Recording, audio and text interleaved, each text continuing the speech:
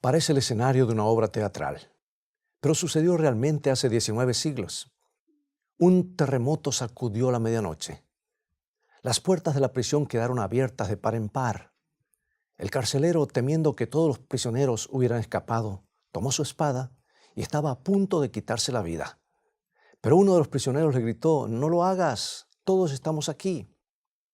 El carcelero, temblando con alivio, cayó a los pies del prisionero y le hizo la misma pregunta que hombres, mujeres y niños han formulado en todas las épocas: ¿qué debo hacer para ser salvo?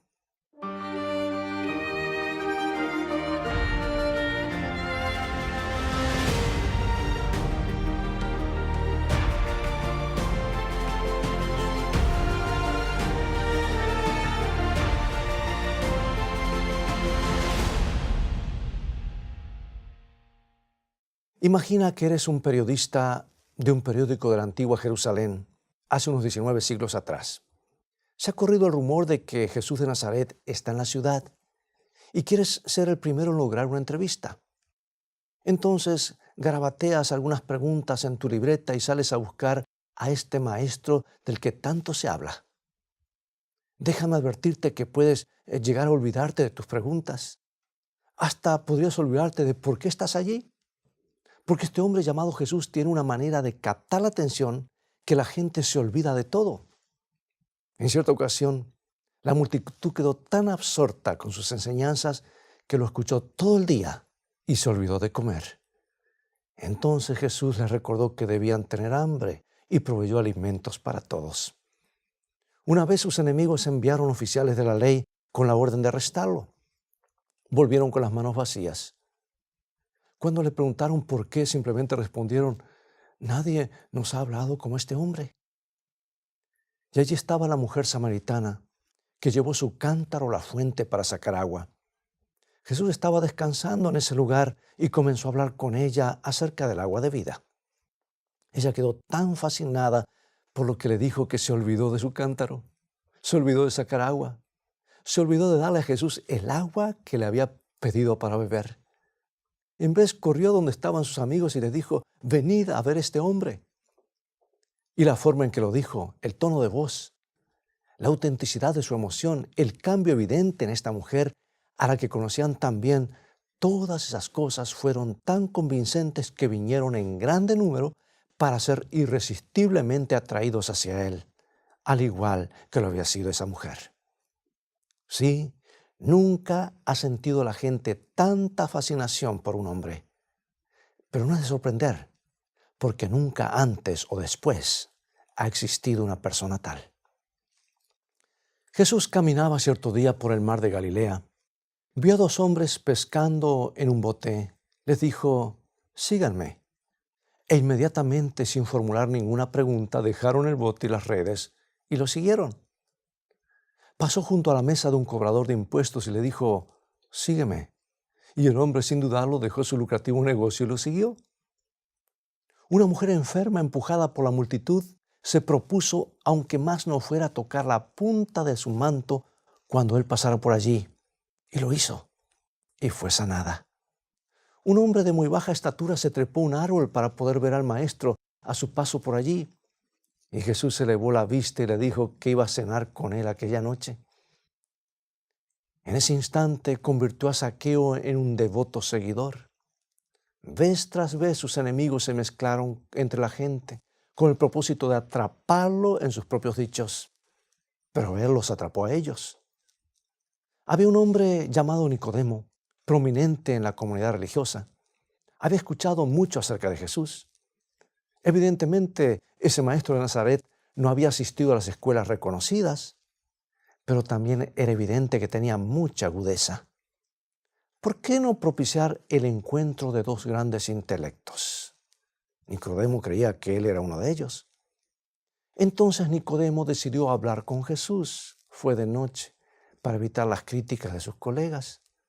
Esperaba un intercambio intelectual exigente, pero en vez de ello, Jesús le dijo que necesitaban nacer de nuevo. Y le llevó un buen rato imaginarse cómo podía hacerlo. En realidad, nunca comprendió plenamente la entrevista memorable de aquella noche hasta que vio que Jesús era rechazado, crucificado y muerto a mano de los que había venido a salvar. Entonces todo cobró significado.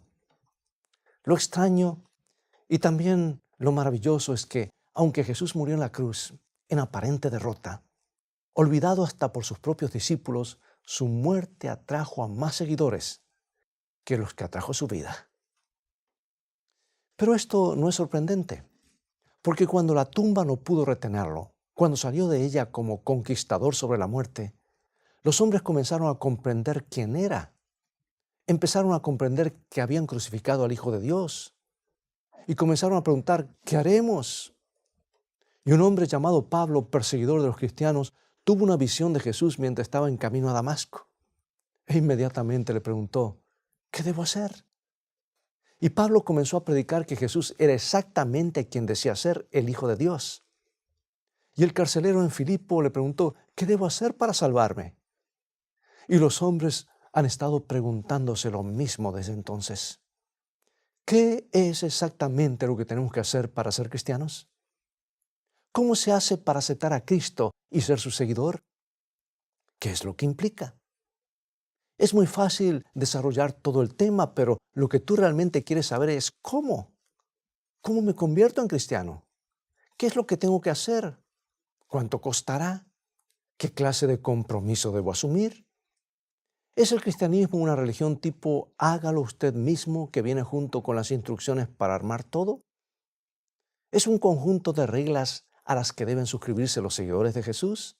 No, el cristianismo no es nada de eso. El cristianismo es distinto de todas las demás religiones porque se centra en un hombre que afirmó que era Dios y demostró que su pretensión era verdadera cuando dejó tras sí una tumba vacía. Ningún otro hombre ha hecho eso. Los restos de otros grandes dirigentes religiosos reciben adoración en monumentos levantados en su memoria, pero no hay una sola tumba en el mundo que contenga los huesos del cuerpo de Cristo porque Jesús vive. El cristianismo se centra en un hombre que vive, después de hacer lo que ningún hombre ha hecho jamás, conquistar la muerte. ¿Has mirado alguna vez a los cristianos y sentido lástima por ellos, tan llenos de tabúes y restricciones? Pues si así lo pensaste, estás equivocado. Estabas mirando a personas enamoradas de un hombre.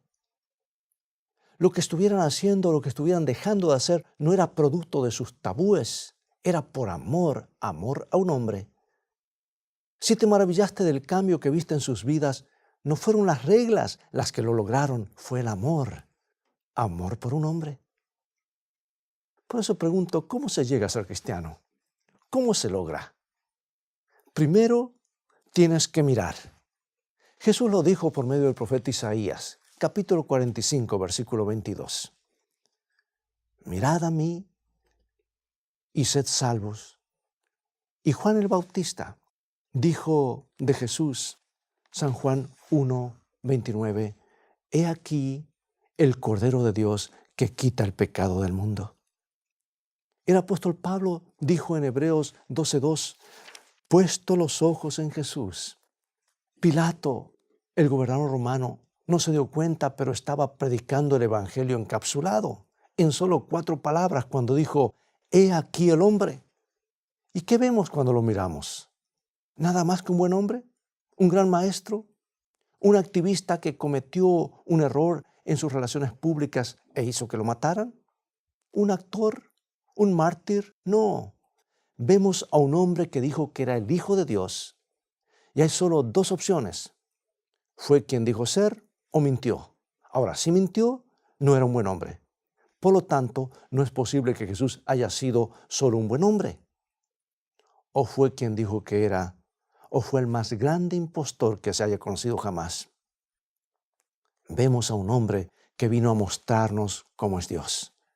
Lo vemos pasando por las aldeas y sanando a todos los enfermos, amando a su manera a todos los corazones que deseaban ser amados, librando a los cautivos del pecado. Un hombre fuerte que nunca transigió, pero al cual se le ahogó la voz cuando pronunció sus duros reproches a los orgullosos fariseos. Vemos a un hombre que nació para ser crucificado, Un hombre que muere en una cruz, el instrumento de tortura más despreciable de sus días. ¿Un mártir? No. Un mártir no hubiera cubierto nuestra necesidad. Estamos contemplando a un sacrificio. Estamos viendo a Dios que muere, al Hijo de Dios que muere en nuestro lugar, en una cruz que debe haber sido la nuestra para que nosotros podamos vivir. ¿Y qué sucede cuando miramos? Oh, Jesús lo dijo en San Juan, capítulo 12, versículo 32. Y yo, si fuere levantado de la tierra, a todos atraeré a mí mismo. Todo hombre que mira a Jesús será atraído, será atrapado, siempre que no se resista. La poderosa atracción que ejerce la cruz, Jesús muriendo en nuestro lugar, es suficiente para atraer a todos los hombres para derretir el corazón más orgulloso. Pero Dios no usa la fuerza. Si queremos, podemos resistirnos. Pilato miró a Jesús, se sintió atraído, fue cautivado, fue condenado, sintió que el hombre que estaba ante él podía ser un ser divino. Y dijo, ningún delito he hallado en él. Pero Pilato se resistió y no pudo encontrar la salvación al contemplarlo. Pero la mujer que estaba junto a la fuente lo miró y encontró el agua de vida. Pedro lo miró y derramó lágrimas de arrepentimiento. María lo miró y 7 demonios la abandonaron. Pablo lo miró y hasta el día de su muerte sirvió al hombre que había perseguido. Pero tú puedes decir, ¿cómo se puede hacer para mirar a Jesús ahora? No podemos descender hasta el mar de Galilea para escuchar sus palabras, no, pero podemos leer sus palabras. Es que fueron escritas, amados, para nosotros. Y esas palabras tienen hoy el mismo poder sanador y salvador que en el día que fueron pronunciadas. Estoy queriendo decirte que leas los 4 evangelios, los registros de la vida de Jesús que escribieron Mateo, Marcos, Lucas y Juan. Sí, pero eso no es todo. La sorpresa feliz llega cuando descubres que la Biblia entera se centra en Jesús. Además, podemos ver a Jesús en las vidas de los cristianos. No me refiero a los cristianos nominales que realmente no conocen al Señor, sino a cristianos cuyas vidas hayan sido transformadas, maravillosamente transformadas. ¿Tú conoces la diferencia? Al mirar a Jesús somos atraídos a Él. Bueno, tú puedes decir, ¿y si no me atrae? ¿Y si no estoy en su lista? No te preocupes, tú estás en su lista, serás atraído, siempre que no te resistas. ¿Y qué sucederá después? ¿Cuál es el siguiente paso? Es este. Debes admitir tu necesidad. Parece fácil, pero no lo es. Para millares de personas es la valla más alta. Para el corazón orgulloso no hay nada más difícil que admitir su necesidad. Admitir que no puede manejarse bien por sus medios. Es la valla que los fariseos en los días de Cristo no pudieron saltar. Como ves, nuestro problema básico es el problema del pecado. Sin excepciones, todos estamos incluidos. El apóstol Pablo dijo en Romanos capítulo 3, 23, por cuanto todos pecaron y están destituidos de la gloria de Dios, todos. ¿Y qué ha hecho el pecado? Bueno, el profeta Isaías, en el capítulo 59, versículo 2, lo dice claramente. Pero vuestras iniquidades han hecho división entre vosotros y vuestro Dios, y vuestros pecados han hecho ocultar de vosotros su rostro para no oír. O sea que nuestros pecados nos han separado de Dios. Hay alienación. Necesita ser sanada. ¿Y qué hizo Jesús para solucionar el problema del pecado? Romanos 5:8. Mas Dios muestra su amor para con nosotros en que siendo aún pecadores, Cristo murió por nosotros. O sea que Jesús mismo es la respuesta al problema del pecado. Murió en nuestro lugar. Llevó sobre sí el castigo por nuestros pecados. Hizo que el perdón fuera posible, pero debemos aceptar su sacrificio. Debemos pedirle el perdón que le ha hecho posible. Y pongo un ejemplo, es como si compras un pasaje en avión, lo tienes en la mano, es válido, pero tienes que ir y subirte en el avión para que ese pasaje sea efectivo. Mucha gente cree en Cristo, cree en Dios, tienen toda la mano, pero no están dispuestos a ir a Él y seguirle. Pero no podemos hacerlo sin admitir nuestra necesidad, sin admitir que somos pecadores, sin admitir que no nos podemos salvar a nosotros mismos. Por lo tanto, estamos de nuevo ante la valla inicial. Y repito, es algo muy difícil para el corazón orgulloso. Pero, ¿cómo puede el médico ayudarnos si no admitimos que estamos enfermos? ¿Cómo puede salvarnos Dios si no admitimos que estamos enfermos? ¿Cómo puede salvarnos Dios si obcecadamente nos negamos a admitir que necesitamos la salvación? Por otro lado, hay algunos que tienen el problema opuesto. Admiten libremente que son pecadores. De hecho, sienten que sus pecados son tan grandes que Dios nunca los aceptará, que nunca podrá salvarlos. Por eso Jesús nos asegura lo que registra en San Mateo capítulo 9, versículo 13. Porque no he venido a llamar a justos, sino a pecadores al arrepentimiento. Y todavía quedan otros que sienten que deben ser aceptados por Dios antes de que puedan acudir a Cristo. Pero creo que es evidente que si pudiéramos hacernos buenos por nosotros mismos, no necesitaríamos acudir a Él para nada. No necesitaríamos un Salvador, ¿verdad? En otras palabras, continuando con nuestra ilustración, hay algunos que no irían al médico porque no admiten que están enfermos. Otros que no irían porque piensan que están demasiado enfermos. Y otros piensan que primero tienen que curarse para después decirle al doctor que no lo necesitan. Ninguna de estas tres maneras de pensar tiene sentido, ¿verdad? Ahora, volvamos atrás. Miramos a Jesús, somos atraídos a Él, sentimos nuestra necesidad, admitimos que somos pecadores. Entonces vemos que Jesús murió por nosotros, que ha hecho que el perdón sea posible. Sentimos el deseo de aceptarlo como nuestro Salvador. Pero ¿cómo lo hacemos? Debe ser muy difícil con toda seguridad. A menudo pensamos que Dios está allá arriba y nosotros aquí abajo. Y pensamos que debe haber una larga y ardua escalera que subir. Pero las cosas no son de esa manera. Nuestro Señor está ansioso por subsanar la separación. Está tan ansioso que ha recorrido el camino que nos separa. Está justo ante la puerta de nuestro corazón. Por eso dice Apocalipsis capítulo 3, 20. He aquí, yo estoy a la puerta y llamo. Si alguno oye mi voz y abre la puerta, entraré a él y cenaré con él y él conmigo. ¿Por qué no entra? Porque no entrará si no recibe la invitación. No forzará la voluntad. Está esperando que lo invitemos. Pero eso es todo lo que se necesita para aceptarlo como nuestro Salvador. Invitarlo a entrar. Bueno, tú estarás diciendo, no creo que pueda ser tan simple. Seguro que hay algunas otras cosas que debería hacer. ¿Arrepentirme, por ejemplo? Sí. Cuando miramos a Jesús y lo vemos muriendo en nuestro lugar, comprendemos que somos pecadores. Vemos que somos tan culpables de la crucifixión de nuestro Señor como los que introdujeron los clavos. Sentimos genuina tristeza por nuestros pecados. Nos arrepentimos. Debe haber arrepentimiento, sí. Pero no se trata solo de lamentar nuestros pecados, sino también de apartarnos de ellos. Significa estar tan dolidos como para no hacerlo más. Pero ¿sabías que por nosotros mismos, con nuestras propias fuerzas, no podemos ni siquiera arrepentirnos? Así es.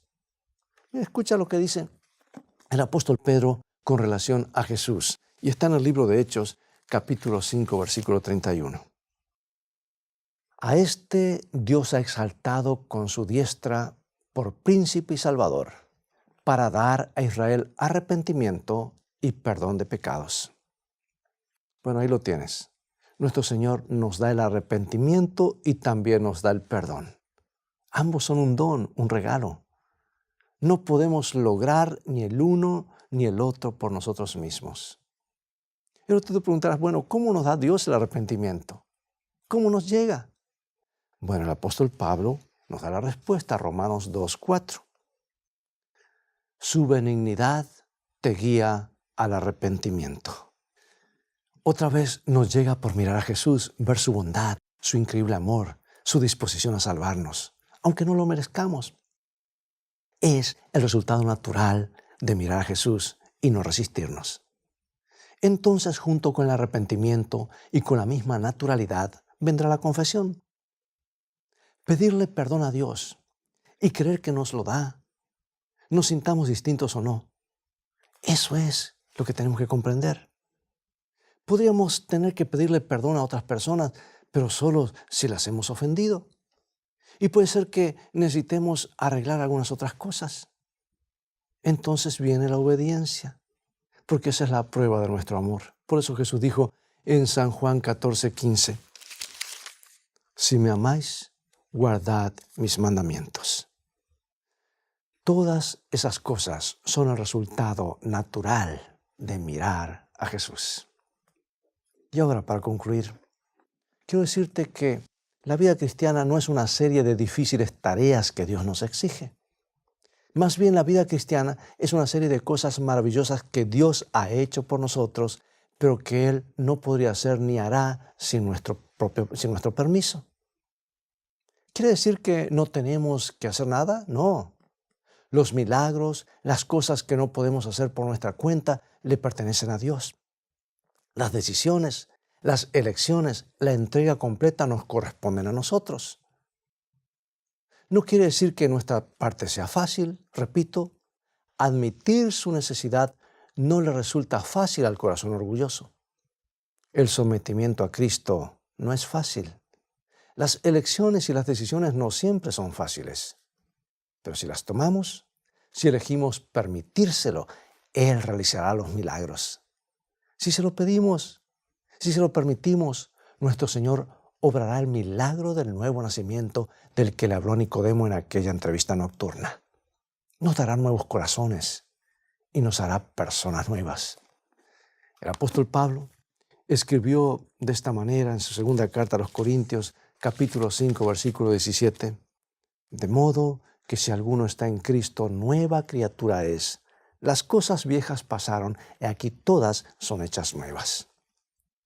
La vida del cristiano es un milagro durante todo el camino, no solo al comienzo. Es Cristo quien realiza lo que tú no puedes hacer por ti mismo y quien te da las victorias que jamás hubieras podido obtener por tus propias fuerzas. Enfrentar las tentaciones en tu lugar para que no tengas que enfrentarlas tú. Producir una transformación que la autodisciplina nunca podrá lograr. Y una felicidad que no trataré de describir porque no alcanzan las palabras. Acompáñame en oración.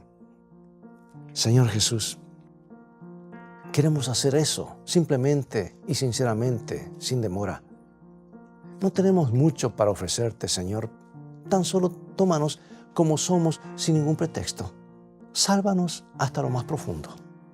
Perdona nuestros pecados y déjanos limpios. En tu precioso nombre lo pedimos. Amén.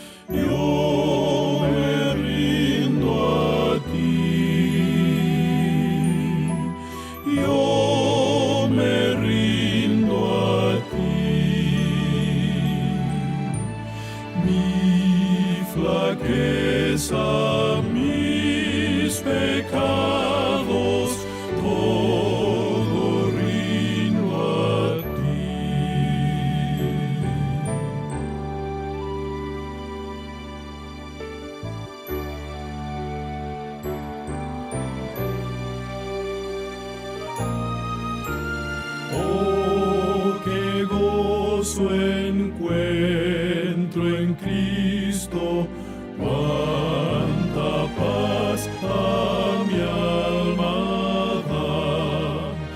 A su causa me consagro y su amor mi amor será. Yo me rindo a ti, yo me rindo a ti. Mi flaqueza, mis pecados, todo rindo a ti. Yo me rindo a ti. Yo me rindo a ti.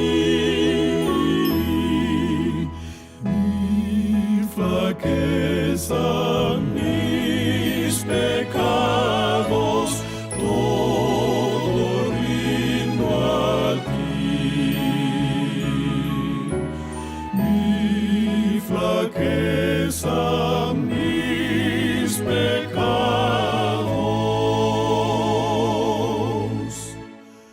todo rindo a ti.